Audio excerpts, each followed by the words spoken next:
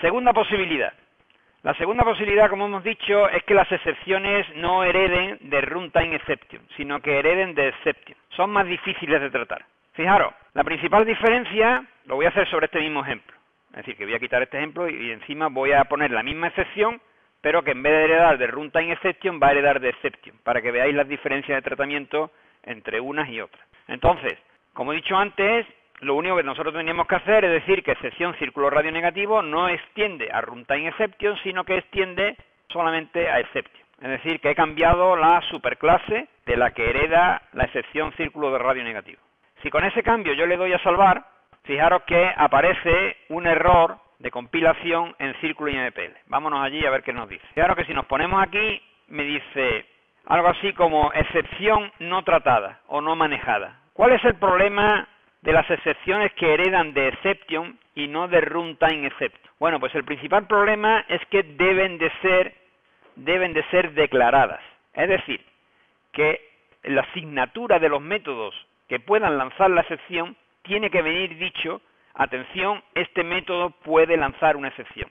Es decir, es un mecanismo que permite a los programadores dar mayor información sobre las excepciones que pueden lanzar un método. Si os fijáis, nosotros antes, cuando hemos hecho la excepción de runtime exception, nosotros no hemos cambiado nada en los métodos, prácticamente nada, hemos puesto dentro del código. Pero recordad que los programadores que usan la clase círculo no ven el código de círculo. Con lo cual, el programador que hace el test círculo, este de aquí, pues él no tiene información, salvo que la lea en la documentación de la clase círculo, de qué excepciones puede lanzar esta clase. No están documentadas en ningún sitio. Las excepciones que heredan de exception tienen que estar documentadas. Es decir, es obligatorio que se sepa qué métodos pueden lanzar qué excepciones. Y por eso, ahora, cuando yo he hecho la excepción círculo radio negativo heredada de exception, me está diciendo aquí un mensaje. Y me está diciendo que la excepción no está siendo tratada. Hay dos formas de tratar las excepciones en Java. La más sencilla, las excepciones de exception. La más sencilla es simplemente poniéndole una cabecera a los métodos avisando de que ese método puede lanzar la excepción. Esa cabecera se hace con la palabra reservada throws. Y ya empezamos los problemas. Claro, aquí tenemos un throw en singular y aquí tenemos un throws en plural. Son distintos. Este es, si el radio es negativo, dispara o lanza la excepción tal, y este de aquí lo que me dice es, atención, el método círculo IMPL puede lanzar la excepción, pues la excepción esta que tenemos aquí, ¿va? Y se pone en la cabecera. Como veis, el error ha desaparecido, o debería haber desaparecido. Repito, esto lo que nos está diciendo es que en la asignatura del método constructor tiene que aparecer obligatoriamente la posibilidad de que esa excepción se lance dentro de ese método. Fijaros que esto no solamente ocurre aquí. El error no ha terminado en la clase círculo IMPL. ¿Por qué no ha terminado? Porque había otro sitio donde se lanzaba. ¿Dónde se lanzaba? En setRadio. Luego también debemos de poner esa cabecera aquí. Pero es que eso nos genera otro error. Si nos ponemos aquí, me dice, la clase círculo IMPL no implementa setRadio. Y tú dices, ¿cómo que no? Está aquí. setRadio está aquí.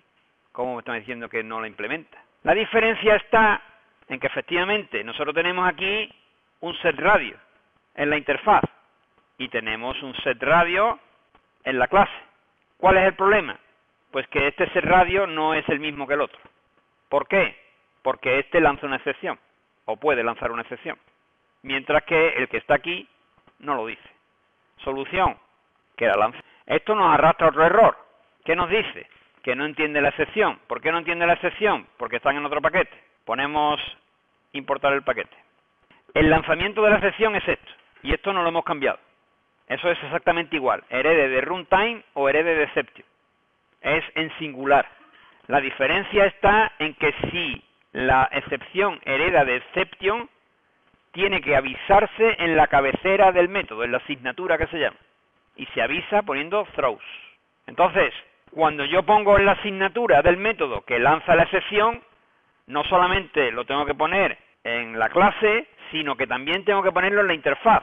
Vamos a recapitular de nuevo. ¿Cuál es la principal diferencia entre la runtime y la exception? Bueno, pues la principal diferencia la tenéis aquí, en la interfaz. Fijaros que lo que el programador que usa círculo B de círculo es solamente la interfaz. Esta es la parte pública. Como está hecho por dentro, el programador que la usa le da igual, no le importa. Lo que le importa realmente al programador que usa es esto. ¿Y qué le estamos diciendo aquí? Bueno, pues aquí lo que estamos diciendo es, atención, setradio tiene una excepción, que se llama excepción círculo radio negativo. Y que tú sepas que si vas a cambiar el radio de un círculo a un radio negativo, esta excepción se te va a lanzar. Esa es la información que se le está proporcionando. Es decir, que la principal diferencia entre la runtime y la exception, la runtime exception y la exception, es que la exception tiene que estar documentada. Es decir, hay que avisárselo expresamente al programador que usa círculo, como veis aquí. En la otra no estaba avisado. Es decir, el programador invocaba al constructor con un círculo negativo y se encontraba con que había una excepción, pero en principio no estaba avisado. Aquí ya está avisado de que si lanza el método setRadio con un radio negativo, va a tener una excepción. Siempre que un método invoque a otro que puede lanzar la excepción, tiene que tener una cláusula throws el nombre de la excepción. Fijaros que me ha salido un error aquí en testcírculo. Fijaros que el cambiar la excepción de runtime exception a exception conlleva una serie de errores concatenados que hay que arreglar. Lo repito, los errores que hemos tenido han sido, cuando cambiamos de runtime exception a exception, tenía que haber una cláusula throws en todos los métodos que podían lanzar la excepción, que eran dos, el constructor y en setRadio. Entonces hemos añadido esto de aquí.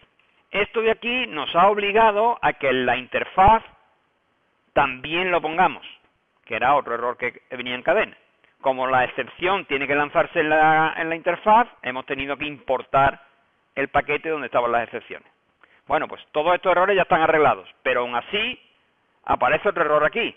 ¿Qué error aparece? Pues vamos a ponernos encima. Dice, de nuevo, el error de excepción no manejada.